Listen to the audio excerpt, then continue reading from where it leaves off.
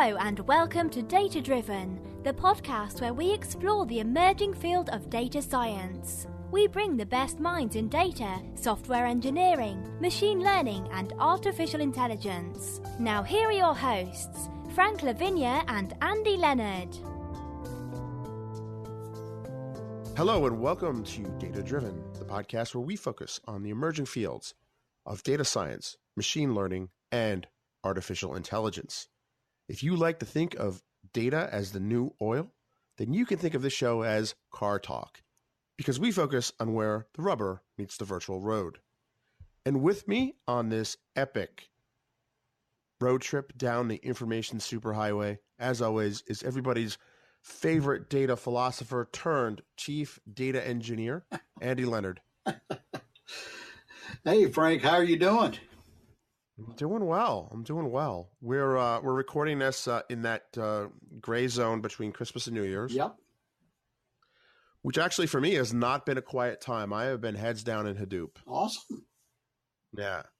But we'll talk about that later. I think today we have something special to say.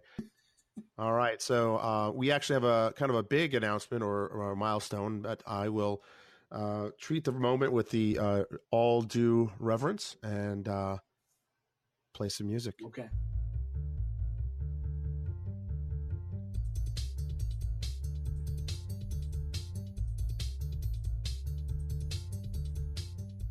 This is show number 100.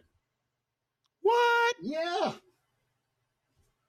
So I'm sure there's a lot of people there scratching their heads because I think we're probably going to label this show 20-something or something like that. So they're like, what? How could this be show 100? Is this some kind of new math thing? Well, it's because, Frank, you've been doing so many killer data points. And, you know, early in the summer, you were doing a lot of data science dailies. We tried a bunch of things out, and we're going to keep doing that. We're going to keep adding things, and things will fade in and fade out as we go through this, just because. Experimentation. Absolutely. Well, that's what data science is really all about, is it not? That's what puts the science in data science.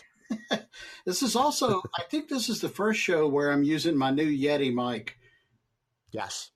So one of the things that came back was people would tell me they love the show, but the feedback was you got to do something about Andy's mic. Well, here we go. We do listen to feedback, kids. We absolutely do. I like this mic. I still really don't know how to use it. I've been playing around with the settings. There's like 4 or 5 knobs on it. It's an engineer's dream in that sense. You know, lots. It really is. I've had the Yeti for a couple of years, and it's just I love it. I have a pop filter on it too, which I think you do as well. I don't, but I've got it placed far enough away from me where it's not really a problem.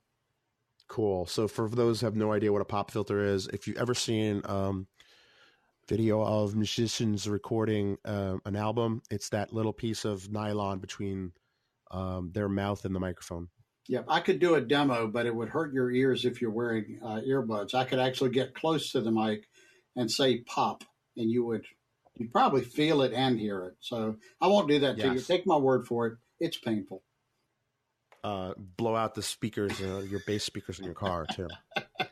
But that's why it's called a pop filter, because it basically stands between your mouth, and the microphone and blocks the air.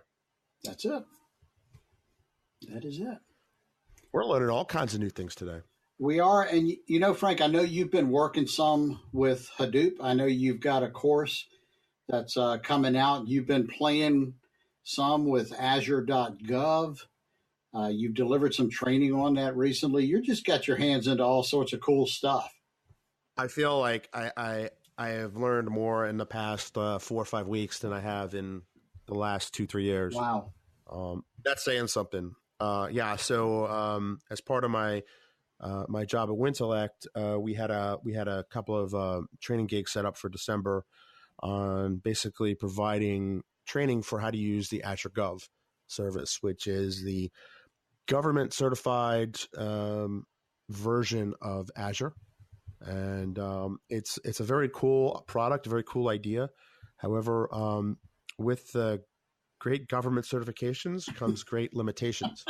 Well, it's just like the regular Azure service, isn't it? In theory. You say that like there's some differences, Frank. What are the differences? Basically, anything that goes on Azure Gov, the purpose of Azure Gov is that government agencies at the state, federal, and local levels can put their workloads into this cloud. Yeah. However, in order to comply with various regulations, everything on this cloud is certified. It's a completely separate data center. It's completely everything separate about it. But the nice thing is that it meets things like FedRAMP, and it's even HIPAA compliant. There's all sorts of good stuff that if you're working on a regulated industry or government entity, this is the type of cloud you can use. Interesting. And now to that end is that they can't be as experimental as they are on Azure government as in regular Azure. So there's a lot of things that are kind of locked down or just not available yet. So what's locked down? Well, by the time you hear this, this probably won't be the case, but Azure Functions is available in Azure Gov, but the UI has not yet been certified. Oh, okay. Now, that's supposed to be cleared up in December. So I'll, depending on when I publish this, that may or may not be the case. Gotcha. Depending on what their definition of in December was, I know that, mid-December was not meeting the mark because we had to go through and rework the labs we have for Azure, regular Azure, and basically rework them to do the command line interface. Interesting. And that's something that really speaks to just because the PowerPoint slide or the website says that X is available in Azure Gov. Available is one of those words has more than a binary meaning. So it could be that the product or service or feature is there, but in order to use it, you'd have to use a command line interface. Right. Okay. And for those who don't know, Azure has this, you could use PowerShell, obviously. But we like to do things that are more cross-platform because, believe it or not, there's things called Macs that pop up every now and then. That's crazy talk. It's wild. So Azure CLI is something you install, and you can just issue commands to it, and it works in Bash and it works in Windows Command. Nice. And it's a pretty neat thing once you get used to it. The documentation is not as robust as kind of using the graphical interface in the portal. Right. But if you dig around, you could find out what you need to do. Okay. That's a lot of trial and error. Well, I'm curious, is this just for the U.S. government, or can other nations' governments use Azure.gov? That's a good question. I'm glad you asked. So there's this notion of, and I know the inside story of a lot of this because of where I worked at when I was at Microsoft. Right. So there's Azure China, and there's Azure Germany, and I think there's one other one. But they're calling them sovereign clouds. That's an interesting term. It is. So Azure Gov is a quote-unquote sovereign cloud. And basically what it means is that even though it's running Azure, the ownership and the management of it is completely separate from regular Azure. Now, for the U.S. federal one, there's a pretty clear mission of what that is. Right. Now, the politics of the PRC, People's Republic of China, being what they are, they made it sure that the ownership, the normal Azure data centers are owned and operated by Microsoft. Right. Right. Pretty straightforward. Right. No surprise there. Sure. As is Azure Gov. Azure Gov is owned and operated by Microsoft. Now, something very interesting happened, I think 2-3 years ago, where there was some kind of drug-related case, and the data for one of the suspects is stored in the Azure data center in Dublin, Ireland. I remember this case. Yeah. Right. Now, this is why you're starting to see this pop up. Right.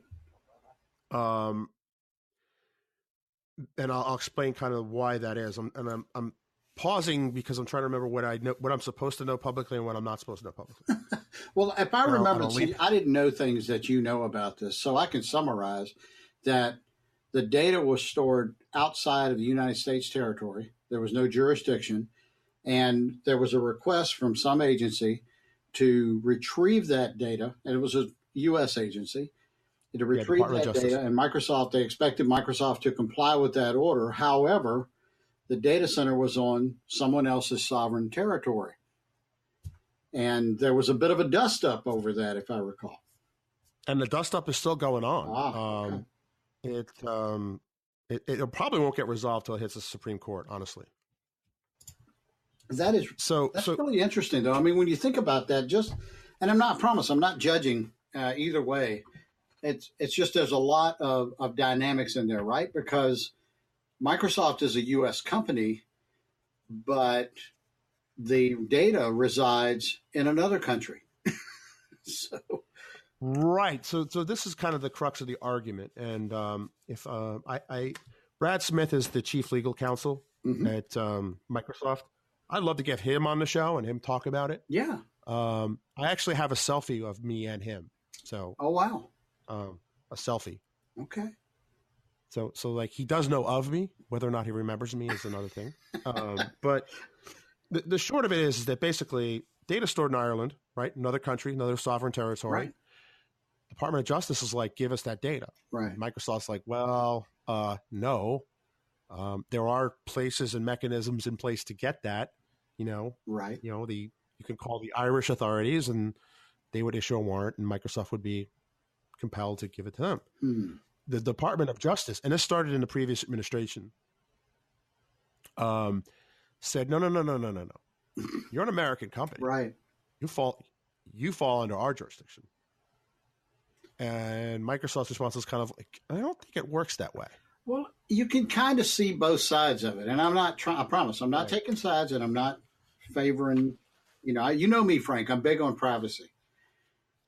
So I like the fact that Microsoft said no, but I also understand, I do understand the government's position on that. I get it. So it'll be interesting to see how this works out. Yeah, I won't be as kind. I think the Department of Justice is just overreaching. I mean, it's true. I mean, so one of the examples, one of the stated reasons that the DOJ gave was, no, we need to be able to respond quickly. Right? You can kind of scratch your chin and say, yeah, I guess so. Yeah. Now, the Bataclan attack happened, and the French authorities went through the existing channels to subpoena information and get a warrant. Right. They had data which was stored, I think, in the U.S. even. Interesting. They were able to get the data in 45 minutes. Wow, that's pretty quick. Yeah. Now you contrast this with the DOJ's kind of heavy-handed approach. Yeah. Which it's going on 2 years. Interesting. At least. I'm sure someone will know the actual truth and kind of, beat us up in the comments. But possible. I mean, but still, been longer than 45 minutes. Yeah, 45 minutes is a lot less time than 2 years. Right, and the idea that Microsoft is putting forth as, and this is cool because I don't work for them anymore, so I don't have to toe the party line. I actually do. In this case, though, I do agree with their party line. Is the idea that there's already laws in place for this. Right. There's already treaties in place for this that can handle subpoenas. I mean, that's. And their take is that, this, and you always have that slippery slope argument. So there's this one clip, and I want to find it. I assume it's on C-SPAN. The C-SPAN is not known for its comedy or drama. Right. But basically, Representative Darrell Issa was grilling basically the DOJ on this. And he's like, basically it's summed down to, well, if he said, well, how would you feel if Irish authorities wanted to arrest you and they just, they issued a warrant in Ireland and then they just marched right in here and pulled you out of the room. Yeah. And the way it played out was very funny. Okay. Because basically he Darrell Issa was kind of the lawyer for the DOJ was saying something like, well, I would expect them to get a warrant and there would be an extradition process. He goes, no. What you're asking for is for them to actually bust down the door and yank you out of here without any warning. Interesting. He's like, you don't see that as a problem of sovereignty? And that's a good argument. To me, that's the same thing, because the line between virtual and physical is a lot blurrier than it used to be. Well, and that's driving a lot of stuff. And I get it that the laws haven't quite caught up with that. And I know they're trying. I assume best intentions, and they're trying to apply due process to the digital age. And there was a little bit of a dust up in the news. And you know me in the news, Frank. I really don't watch it because of my blood pressure. But I did see the story recently where in the Mueller investigation of potential collusion with the Russian government, there were some emails that the transition team had in place while they were transitioning into their office about a year ago. They had these emails flying back and forth. And there was, again, a process where most people normally respect that, and they go through a subpoena process and they could certainly get it. But because I believe it was the GSA already had these emails archived, they just basically kind of did an end run and picked them up. Interesting. Yeah. So, it wasn't illegal because it was the government asking for something the government already had, but it also wasn't the usual way people go about it. And this is all internal. On the U.S. sovereign soil, everything is there, but you've still got this difference, I guess, between back in the day when they were. So let me put it in this context. This is why I found it fascinating, and this kind of goes back. Maybe this is a good example of what I mean about the difference between physical and digital.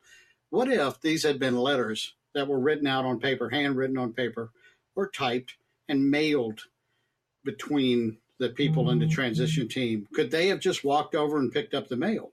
And I believe the answer to that is no, although I'm not a lawyer. And maybe it is. Maybe it's true. Maybe if they were sitting in some government archive, it would be okay for another government agency to walk in and pick up the box. I don't know the answer to that question. But when you start thinking about the difference between the physical and the digital, I think that's where it's just what you said. The lines are kind of murky. And part of the reason is it's just so darn easy to just go have somebody, zip those up and send them over. Right. And that's kind of the approach. I don't want to put words in Microsoft's mouth, but I think Microsoft's approach is, we have this laws that are based on paper, right? For centuries. And are they perfect? No, but they've pretty much been sorted out. Yeah. So let's just treat virtual things like paper. I think that's kind of the gist. Yeah. And I think that's perfectly reasonable. I think so too. I think it's not the medium, it's the content, if you will, that's protected. Right. Or the context. So I understand, like I said, I understand the government's case. I get it. And let's just assume, best intentions, that they were just trying to, stop some bad guy from doing some bad things, because that's probably accurate. But right, and I would add to that. We all know what the road to hell is paved with. I was going there. And I would say, in a case of bad people doing bad things, one of the things I think has happened, and again, I'm not a lawyer, is that for intelligence gathering purposes, the rules are a little different. But true. And I would imagine if there were some serious shenanigans going on with this, this copy of this file is probably in a data center somewhere in Utah. Whatever do you mean, but it wouldn't be Frank? admissible in court. Can't imagine. But I mean, I think that's really the key here is it wouldn't be admissible in court. Right. And there's all sorts of landmines you're stepping in there when you talk about that. Is that right too? Well, no, but here's the real, I would say funny in an ironic sense, not funny, haha. Mm-hmm. because of all this wrangling legally, a lot of Amazon is basically on Microsoft's side on this, right? Because here's the problem.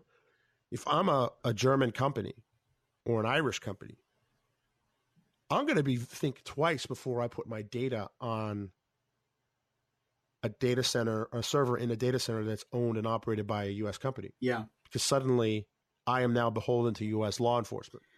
Well, and there's the whole thing that goes into effect. We're recording this on the 28th of December, 2017. In 3 days, GDPR kicks in.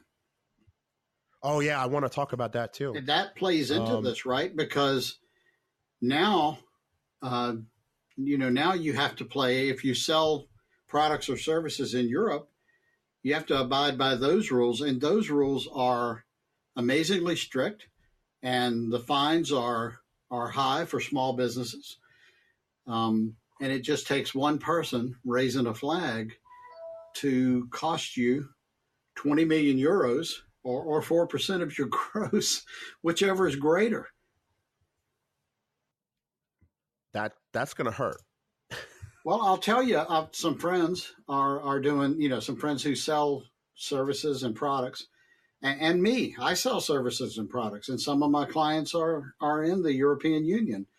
And I've done what a lot of my friends have done. I don't have an extra 20 million euros laying around to pay the fine. So I've just invested in a couple of, I use WordPress to run my websites that sell these services and products.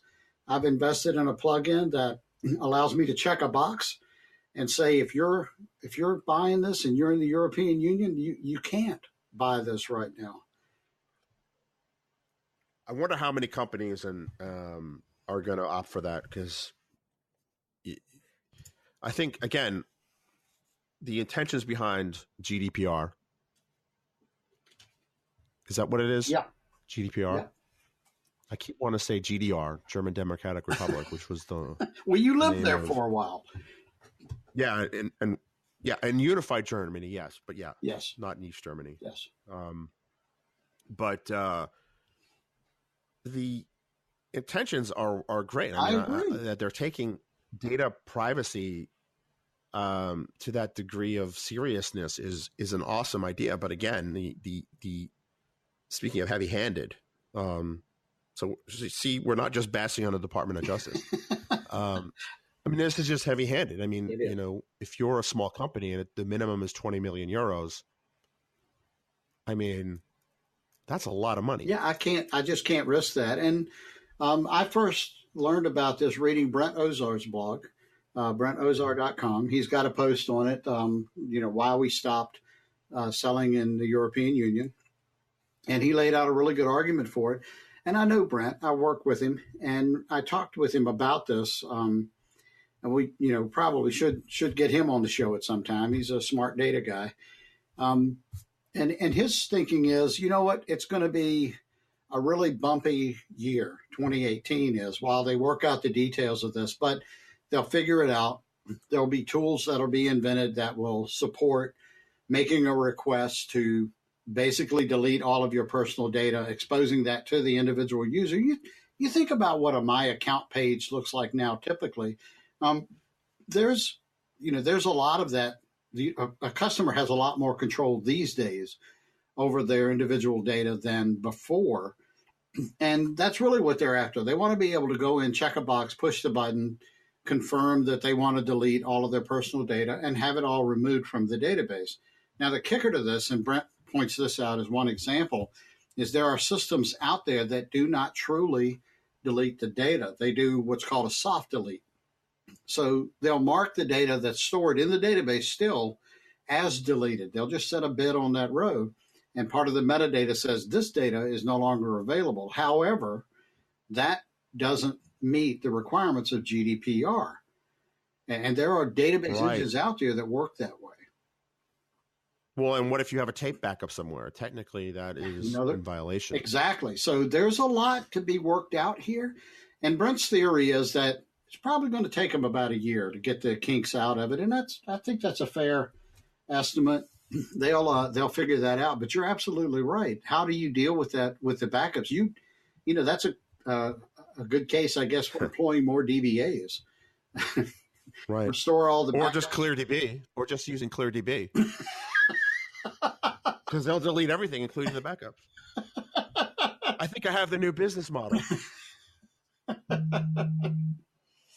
So if you're curious as to what the heck I'm talking about, we have a whole episode devoted to this. But basically, the ClearDB is a database as a service provider that, due to I can laugh at it now. Thankfully, bureaucratic snafu, they deleted all my data and all my backups, and a few other people too.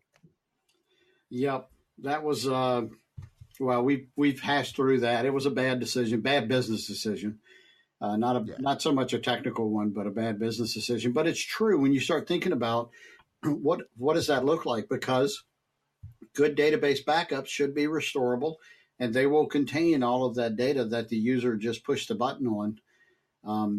Maybe 24 hours ago. You may have a month's worth of backups somewhere that have all of that user's data. So these are good, legitimate questions. I think they'll get worked out over time. I don't know if the law as it stands specifically addresses backups. I don't know that much about it, but I do. I'm smart enough to realize I don't have 20 million euros. So, and I don't have a good mechanism for removing this data. Some of this data, Frank, think about it. You're talking about not just backups, but just think about data living in the cloud. I don't even have access to the backups that exist for some of that data because it's all done for me. Right. I mean, how would you, if you put something in OneDrive or Google Drive and you delete it, I don't know,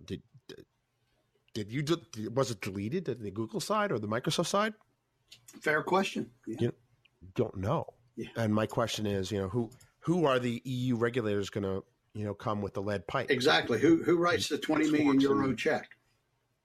Right. And it's just like, I think there's going to be, I think you're right. I mean, this is going to take some time. This is a case where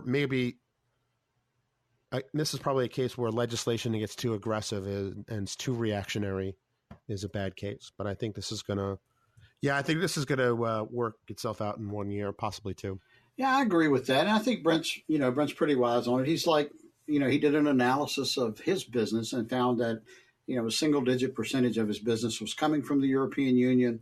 He did the math, the risk outweighed the reward or the potential reward. And he's just flipping that same bet.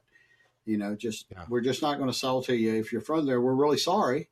But, and it's not, nobody's upset. I'm not upset. I don't think Brent's upset. We wish it was different, but mainly for there's people there that will, miss out on opportunities to learn and sign up for classes and right. products and services for a year. But I think that at the end of the day, it's probably going to, they're probably either going to change the law some or there's going to be clarifications. But in the meantime, I would hold that thought though. If you're listening to this and you're in the European Union, get angry. Well, no, seriously, write your I don't know what they're called, but representatives. But I mean, get mad because choices are being made for you. I mean, those are the people that the European Parliament's going to listen to. You would hope, and at the same time, there's a reason that this law came into being, and I understand the reasons. I'm sure you do, Frank. Oh, and yeah. We said this. We think there are very noble ambitions underlying this. Nobody sought to punish people or anything like that. And maybe this should have been done all along. I could make that argument for data privacy, but it is what it is today. We're not quite ready for it. And if you're thinking about, okay, how do we get from where we are today to a system like that, where the data privacy is placed back in the hands of the individual, a 20 million euro fine is a pretty powerful motivator for that. Yeah, or 4% of your business, whichever is greater. Yeah. I think that gets people's attention. I agree. I mean, I think the intent, their heart is in the right place. Mm-hmm. But they position their heart in such a way that their head's in the oven. Or the guillotine, to go to a French example. And before anyone in France gets mad, if the last name Levine comes from France ultimately, though by way of Quebec. But no, I mean, I think it's one of those things where one of the things I learned on my time on K Street was writing public policy and legislation is hard because you have to take into account a lot of factors, right? Yep. And one of them is unintended consequences. I'm sure Brent didn't wake up one day. I don't want to speak for Brent, but he probably didn't wake up one day and it's like, you know what? No more European Union. No soup for you. I don't think he did that, but I mean, if you just look at that money, it's like, I get it. Yeah. And if you're in the European Union, the only, if they're going to listen to anyone, they're going to listen to people with, who ultimately put them in office. And folks in the European Union have to get angry and write their representatives and say, hey, fix this. Right. I agree. That's good advice.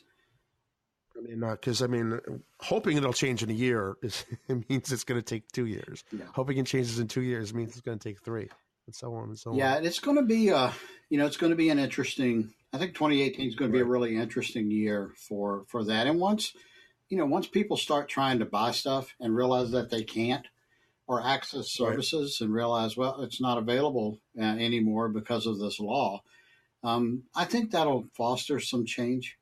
But it's going to take that, and it's probably going to take some test cases. And, I worry about the mom and pop shops, the equivalent of the mom and pop shops on the internet. And, right. And it's going to be a very disappointing thing for those people to try and log into their accounts in 3 days and they not be active. Right. And it's gonna be interesting how that plays out. Yep. We'll keep our eyes and ears tuned to it, and we will be sure to let you know because it is a data related thing, and we are data people. That's right. We're data driven. We are. So getting back to the sovereign cloud business. Mm-hmm. One of the things that these companies are doing, because building a data center is a pretty big investment. Sure. If I want to build a data center, I've heard billions of dollars. I don't know if that's true, but it's in that neighborhood. That makes sense. So what they've done is they started off with China, but they've done it now in Germany. So this is what they call a sovereign cloud in Germany. So remember, what they're doing is they're hedging their bets in case they lose the court case. That makes sense. So what they're saying now is that, well, okay, if the Department of Justice argument is that it's because the data center is owned and operated by a U.S. company. So again, law of unintended consequences. What they basically done is a German company, I think it's T-Mobile or Deutsche Telekom, owns the data center. Oh. And they operate the data center. Microsoft leases it from them. I see. I saw that coming. Yeah, the leasing. And I think they did it in Germany first. And then you can easily imagine that they're going to, if the court cases don't go that way. So, the funny thing is, this is funny in a sad, ironic way, is that after all this time spent in court, they're actually going to make it harder for themselves to get the data. I don't know. It's just ridiculous. Yeah. It seems like there's got to be a better way. And the example you gave of France, right. That's a good example. And again, I agree with you. I think it's an overreaction. I think it's a heavy-handed approach, and that usually doesn't work. No, and it's this. It doesn't take a rocket scientist to kind of reverse engineer a way around that. The way that the law is written. Yeah. And it's at the end of the day, it's all going to be a whole bunch of time wasted, and it's not going to apply anyway because the ownership has changed. Wow. But so on the bright side, well, I don't know. On the bright side, I had my aha moment about Hadoop. You were telling me about this earlier. We had a call earlier. Frank and I talk as much as we can, by the way. And you were you called me on Facebook Messenger, and I love that because we can video. If you're in the car, I can watch. You can show me where you're driving, and right. And we can talk. But you mentioned this. You went through. Of course, you went through the data science certification. You went through some other certifications at edX. Right. You watched videos on Lynda, and you found this course, and you watched that, and everything just kind of clicked. Yeah, because like one of the things about Hadoop is that, and I love the edX courses. So first off, if you're doing the data science certification through edX, the data scientist certification, there's really not any Hadoop content. It was only the courses I took to become the certified data engineer that had the Hadoop stuff. Right. So the analyst, big data analyst stuff. Big data analyst. Yeah, that's it. Yep. Which I found kind of interesting because Hadoop is kind of central to a lot of big data projects, which is then essential to feeding some machine learning algorithms. Right. Which is data science. Yeah. So for me, that was always kind of like a big blind spot in the program. And I get it. I don't know where you would fit it in the way they have the syllabus now, but they should at least mention it. But I never felt like I grokked Hadoop. Right. Like I knew what it did. I knew how it worked. And in the process of coming up with my course for Wintellect Now, I was like, yeah, I know how it works, but I don't know why the heck you would use it. Yeah. And then, I've been reading a lot, and then I finally clicked this morning, actually. I was like, of course, maybe, some sleep deprivation played into it too. But I had that moment of, I understand the universe now. Well, that's awesome. We talked about this earlier. And, right. And you said to me what others have said to me about, like SSIS. I've written bunches of books and parts of books on SSIS, and people will come up to me every now and then and they'll say, I read these other books on SSIS and those losers didn't know what they were talking about. I read your book and bam, you're awesome. You're just great. You're the best writer ever. Now, I know for a fact that there's an equal or maybe greater number of people out there going to those people formerly classified as losers and saying, I read books by that loser Andy Leonard and I couldn't understand it. And then I read your book and bam, it made sense. And I wrote a blog post about this, and I think it's called something like The Last Book on SSIS You Read or something like that, the last SSIS book you read. And what I said to you in the call, I'll repeat. I think what happens is everybody's looking for a place to start, and you're at zero or near zero. You can spell Hadoop or SSIS, and you go and you start reading and listening to stuff, listen to videos, taking courses, and you glean stuff. You don't get it all. You don't have any context, but that's where you're building the context, right? Right. And finally, maybe 2 or 3 books or 2 or 3 YouTube videos or classes or online courses, you get into it a little bit and all of a sudden, bam, you know it. And it's just human nature to think, well, that last course was the one. That's when lightning struck. But the truth is, you build the basis of a foundation. Let's compare it to building a house, right?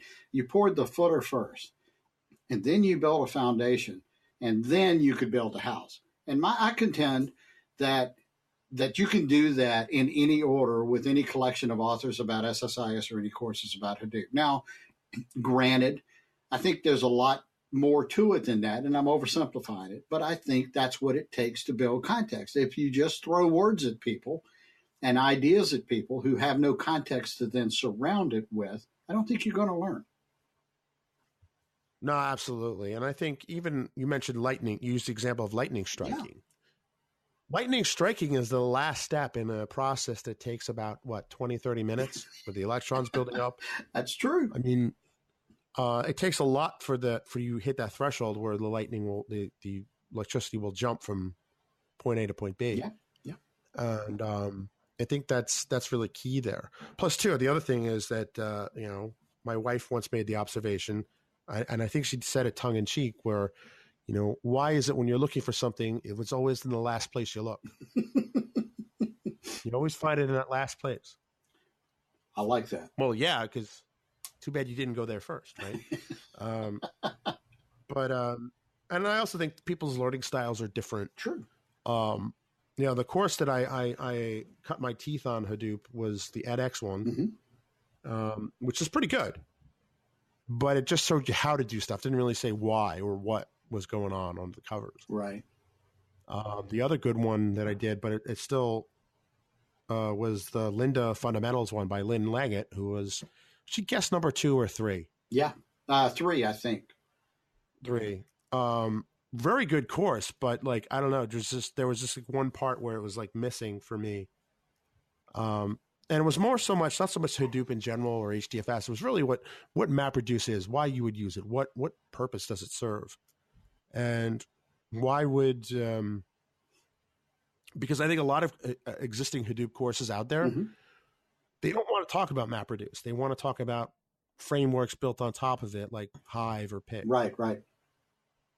Because realistically, if you're doing most real world projects that have been done last couple of years and on, have probably used some framework on top of that rather than writing MapReduce kind of hands down in that. Oh yeah. That's but I think it's once you understand the fundamentals of that and like how that works, it's whoa. I totally agree. I'm taking the course now at edX. There's 3 courses in the data analyst certification. I've got 2 of them. I knocked out 2 of them at the end of I think in November, and I waited until December to sign up for the 3rd. And as you know, they block you from signing up the last month of the quarter. And I understand it, but you know what? I could have done that. So wish they did. That's a relatively new change that they've made. And I understand it, but certainly there's got to be a better way. Well, you're knocking 4 months of sales out of your sales cycle there, I would think. Right. But anyway, I it's fresher in my mind, I think, than yours. I think you took it around a year ago, and or 6 months ago, if I remember right. 6 months ago. Yeah. I remember, because it was just last month for me, I remember Graham talking about why you would do some of this. He gave, I thought, some pretty fair examples of it. Now, but also I came into these courses, Frank, with 2 decades of data integration experience. Okay. So I was in a different place than you, and I'm not picking on you. I'm just saying, if I was listening. No, exactly. I mean, this is your wheelhouse. I mean, this is, yeah.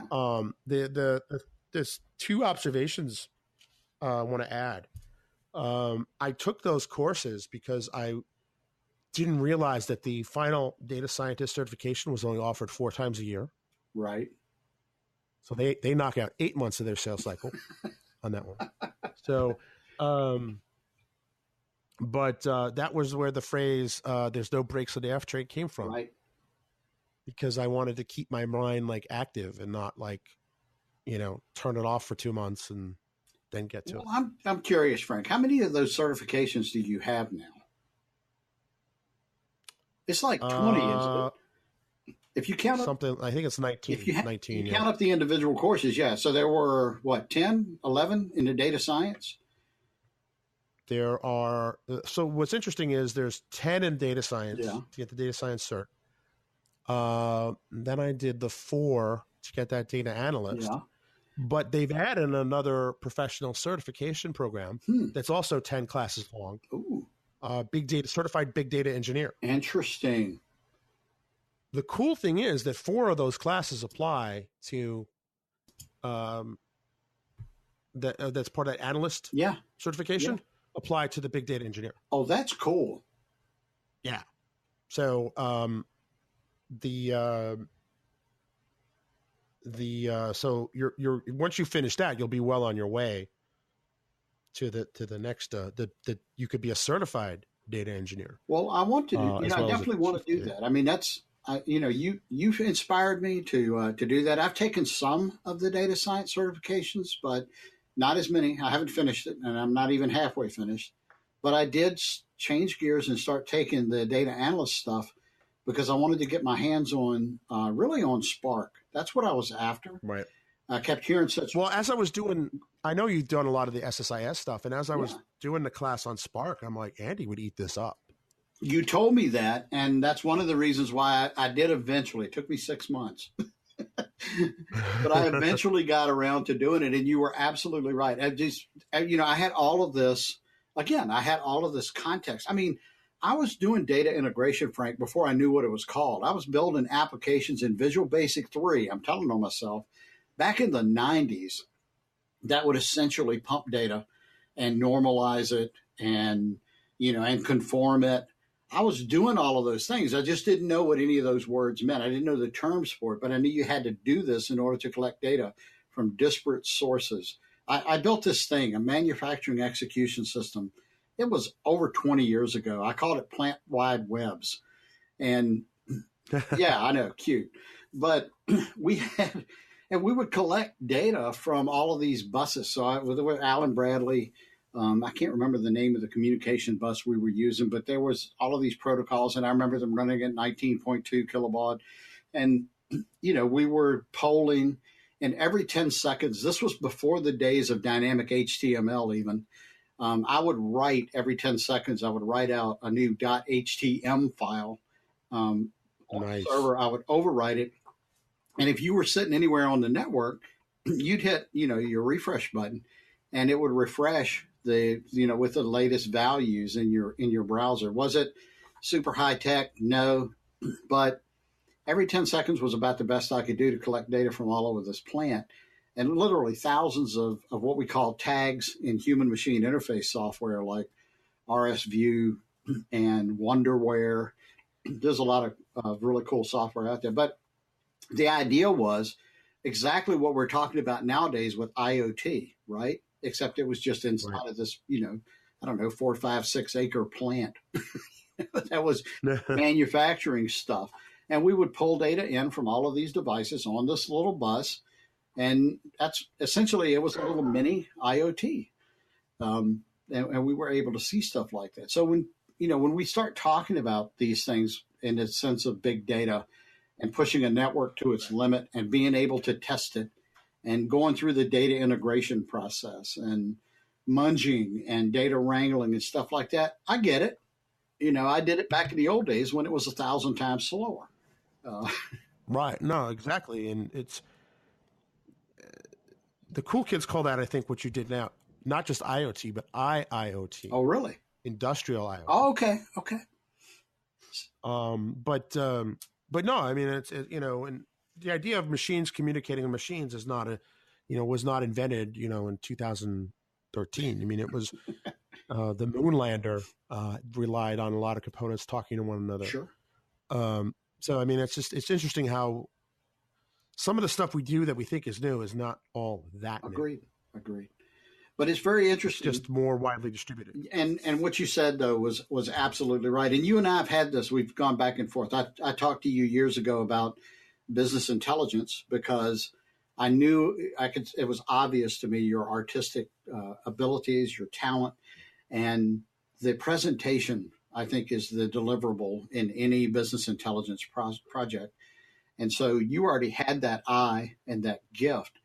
And it would be very easy, I think, for you to pick up the rest of it. Now you agree with me, and it's okay. We're cool. I mean, that you didn't before. I'm not bitter. I promise. It's funny, and I'm okay with this show running long because this is a special moment here. But the most developers, and keep in mind, software engineer from day one almost, and their experience with reporting, just that word, you know what comes into their mind? This horrible thing called crystal reports. Oh, gosh. Yes, I did some crystal reports work, yes. Which is kind of like, there's plenty of animated GIFs on here that would be nope, nope, nope, nope, nope. So as soon as you hear the word, well, what's BI? Well, it's writing reports. Nah, that's okay. Right. No, I get it. Which is probably, to my detriment. I mean, if I had been in data science, 10 years ago, as opposed to getting into, Windows tablet PC and Windows phone, Yeah, Frank, I don't see it though. I disagree with you, because I think what you're going to see is as data science goes mobile, and it's doing it now. True. That you're going to be uniquely positioned for that. I think it's one of those cases of all things working together for the good. And at the same time, we've had the inverse experience where while you were going through the Spark courses, were thinking the same thing about me. Andy would eat this up, and you're right. I dove into it, and I'm looking forward to knocking out that last course or two, so that I too can get that data analyst certificate. And I'm looking forward to taking some more. The data engineer thing just sounds awesome. And also, I saw an ad for Databricks. So Azure has Databricks in private preview right now. I actually signed up for it. I hadn't had a chance to tinker with it yet, but it's out there and I've got access. It's going to go public probably around the time the show comes out. Very cool. There will be an Azure Databricks preview. And if you think about what's going on, and this was another part of our conversation earlier, we were talking about how when you get right down to the bottom of Hadoop, we're talking key value, right? Which is a tuple. Right. And that's almost equivalent to the machine language of data.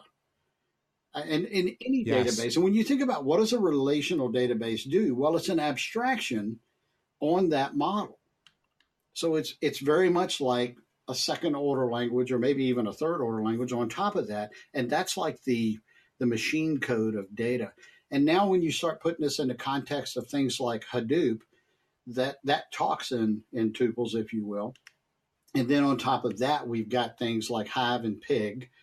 And then on top of that, we've got things like Spark that's automating things and creating pipelines and doing all of this stuff. And then on top of that, now you've got, Databricks, and it's in my imagination, Frank, it's very tectonic, and I don't want to overplay that, but it's like layers on top of layers on top of layers. And we're in a time where new stuff is being invented. They're creating even new layers. It's not just new tech. It's a whole new type of tech, No, absolutely. I think we live in a very interesting time, and you just spat off a bunch of terms that some folks listening may not know what they are. So one thing that I think Andy and I talked about it, is we're going to have, very much in the style of .NET Rocks, they have geek outs where they pick one topic and they kind of go deep on it. Yep. Now they go deep on things like moon bases and jet fuel, but that's a whole other thing. I think what we're going to do in 2018 is have shows that, today we're going to talk about Hadoop. Yeah. And, we'll kind of have like a back and forth on Hadoop. And then we'll do a back and forth on Spark. Yep. And then we'll kind of talk about, well, how is that different than Hadoop?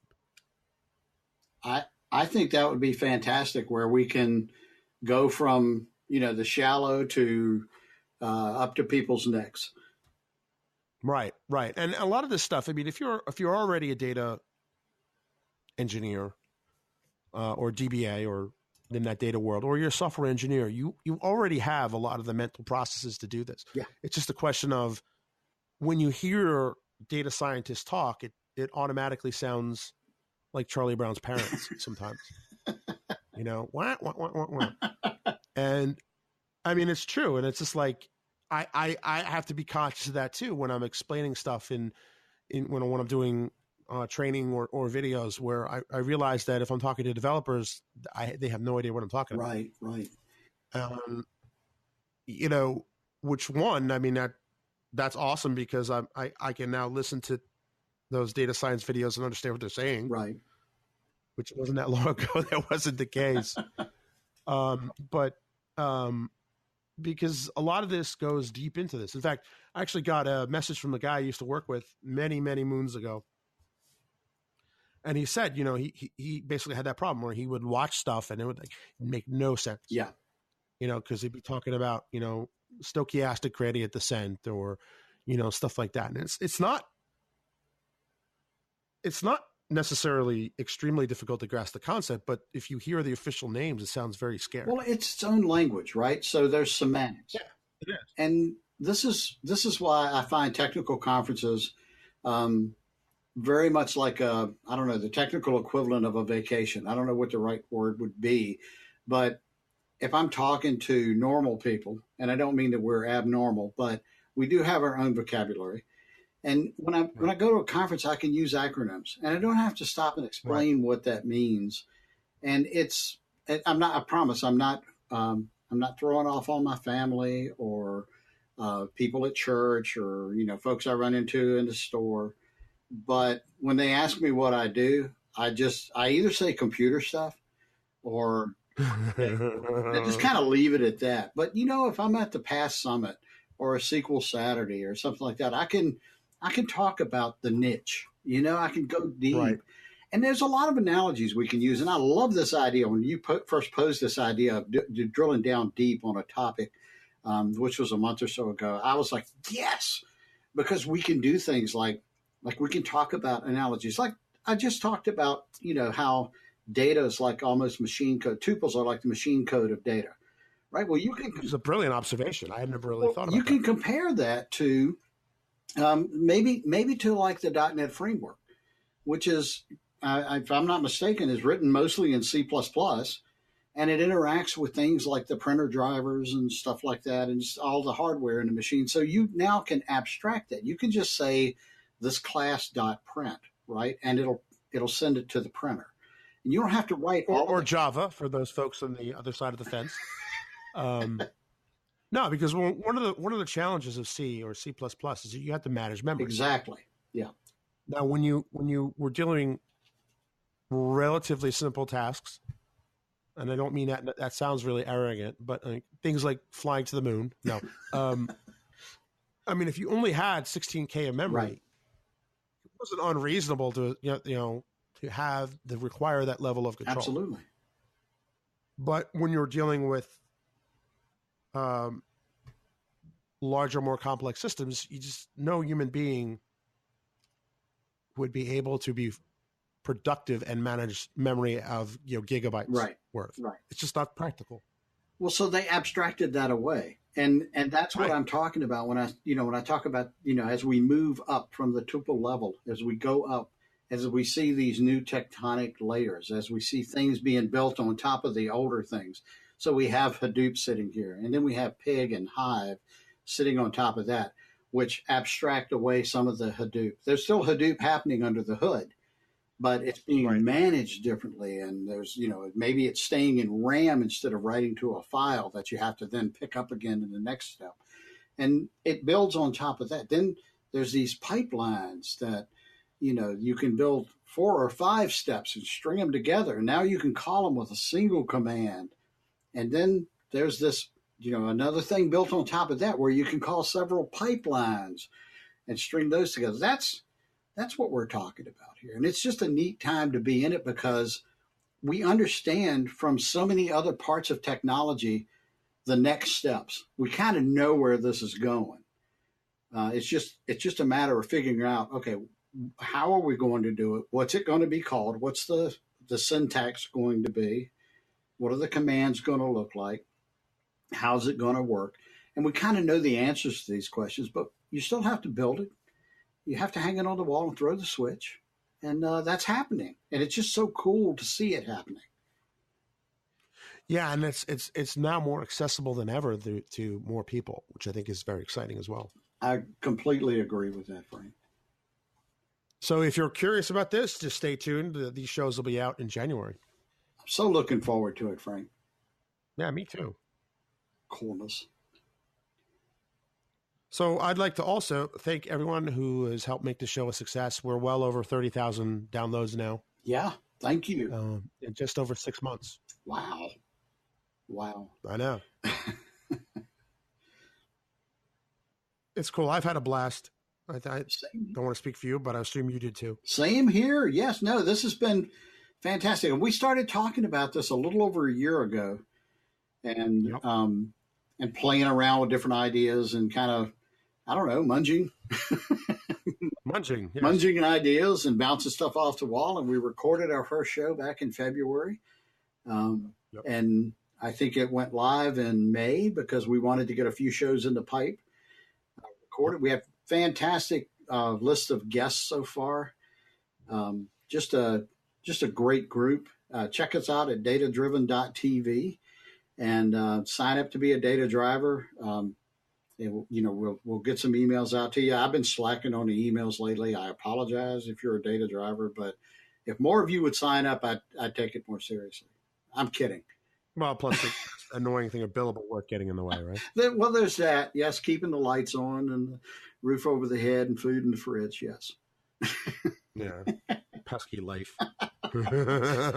Hopefully we'll become independently wealthy, Frank, and then we can just do shows all day long every day. That'd be awesome. That would be awesome. Sign me up for that. Well, this has been a fantastic ride this year. You did an awful lot of the work.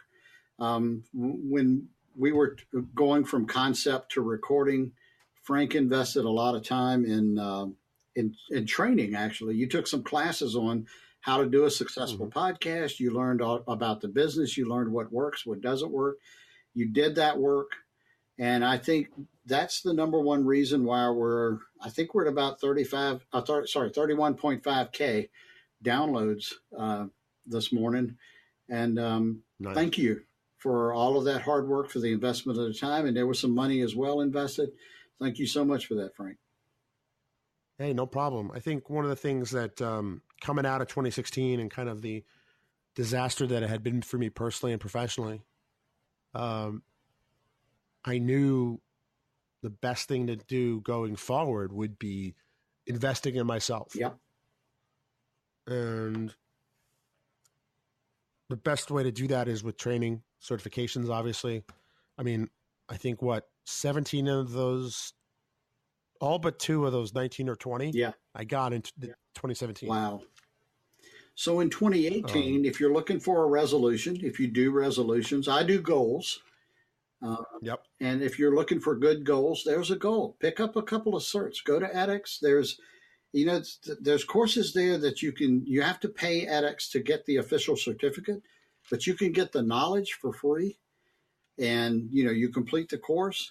You can do that. Even the courses that cost, in my opinion, they're not overly expensive. But they may be. They're not free. So check out those courses. There's what's the one, Linda, that Lynn does that's now part of LinkedIn. Which is now part of Microsoft. And there's Udemy, which has actually really economical courses. Pluralsight, right, has courses out there. There's a lot of places you can go and learn for a fixed monthly fee. And Wintellect Now, of course. Wintellect Now. I forgot to mention that. Well, how could I forget Wintellect Now?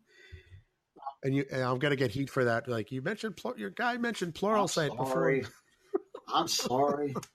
I've seen a bunch of them. So I go to a lot of them. You sent me a link earlier on Messenger to the one you did on Udemy, which, those individual courses, they're kind of like a la carte courses. And some of them are $5 or $10 or $15. I mean, well, that's the thing with Udemy is that their pricing strategy is a little bit wonky. Mm-hmm. They'll say it's 95% off because normally it's like a $3,000 course, but today it's $15 or something like that. I bought a lot of stuff on Udemy. Are the courses worth $300? Some of them are. Are some of them worth $15? Yeah, I've never regretted $1 I spent on Udemy. Interesting. Okay. My only regret is that there's only so many hours in a day. I hear that. But Udemy is great because everybody's got $10, $15. Yeah. I mean, and if you don't, then there's always Khan Academy. You have to start somewhere. Absolutely. Yeah.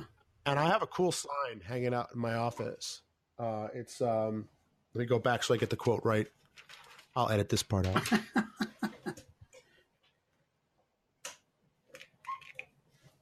And I hung it up in my office for a very important reason. And basically it says, your future is created by what you do today, not by what you do tomorrow. Interesting.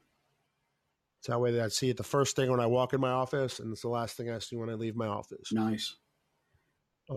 Because maybe another thing I'll do in 2018 is, kind of explain how I was able to do those, 20 certifications in a year. Yeah. Because, I've done a lot of data science around learning, basically. Sure. And that would be an interesting experiment to kind of try it out on some folks. I don't know. I think that would be, if not a topic for a show, a good topic for another show like we do like this, where we maybe spend 20 minutes diving into that, learning how to learn. No, that's a good idea. I think we both have some good stories to tell on how to do that. I'm still learning. I'm turning 55 in 2018, and I don't plan to slow down. I'm going to keep learning and keep growing. You mentioned Wintellect now, so I'm not going to feel bad about mentioning Bemel.academy. if you want to learn Bemel, business intelligence markup language, and Frank, I realized this yesterday. My last books, the physical books, arrived. I wrote I published 3 books in 2017, and that was a big year for me. I've never done that before. I've done 2 in a year, but never 3. And so that last book came in, and it's still a thrill. It was book number 12. Opened the box, nice. And there they were. And it's very exciting. This one's on data integration, lifecycle management. And, now that I've got my toe in the water on training, I kind of know how to set up an educational site with Bemel Academy. Look for more of that. I've got 2 more ideas, and I'll just leave that at that. Cool. And a few domain names registered too. No, really? Are you? Yeah, I do. But stay tuned, kids, because 2018 is going to be interesting. For me personally, 2017 was about, I'll use a boxing analogy because my dad, as we're recording this, my dad passed away 11 years ago today. And my dad was an awesome person, but one of his favorite sports was boxing. I mean, I got a pretty good KO in 2016 with getting laid off. Yeah. My mom getting sick and all this sorts of drama associated with that. 2017, I said, you know what, this is my workout year. I'm going to, come back stronger than ever. And it was a rebuilding year. 2018 is going to be the butt kicking year. There you go. I am in awe. There are no brakes on the F train. And I'm super inspired. I saw you take off in, I guess it was May of 2016 is where you really started picking up and running with it. And interestingly enough, I believe it was around the time you got that very adverse news, and you just poured it on. And now, here we are, over 30,000 downloads later, talking about data science, Frank. Certified data scientist, 19, 20 certifications on the book, and now you're creating courses. Presented at several conferences already on data science. Yeah. Now you're creating content that others are learning it from. Hats off to you, dude. And I think I see that as part of my mission, so to speak, my mission from God, referring to my Blues Brothers, is that, I see a lot of people that are kind of afraid of this. They shouldn't be afraid of this. This is awesome. It's exciting. We live in one of those transformational times that, we've been fortunate. If you've been in the industry, since I've been in the industry, I saw the rise of the web. I saw the rise of mobile. And this is this is another transformational moment where 10 years from now, it'll be something else, but we'll wonder how we got by without AI and machine learning. Right. Completely agree. And I predate you at least one generation. I saw the rise of PCs. Oh, yeah. So starting in 1975. Right. Was that the year Microsoft was founded? I think it was after that. I want to say it was 77, 78. Might have been. I don't know. Maybe it was definitely 70s. The 70s, if you see the founder picture. Yeah. I dressed like that. I did. But no, it's been a great ride. 2017 has been fantastic for Data Driven. It's been fantastic for, I think, for you and me. We've been friends for 12 years now. And wanted to work together forever. I'm so glad we started talking about this like 13, 14 months ago. It was your idea. All the credit goes to you for that. You've done most of the work, the lion's share of the work in this. So hats off to you, Frank, for all of that.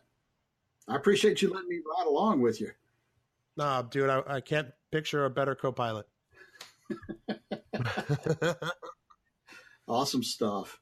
So with that, we'll let the nice British lady take us out. Thanks for listening to Data Driven. Don't just listen. Become a data driver by going to datadriven.tv to sign up to join the community, access to special events, tips and tricks, and more. Sign up today at datadriven.tv.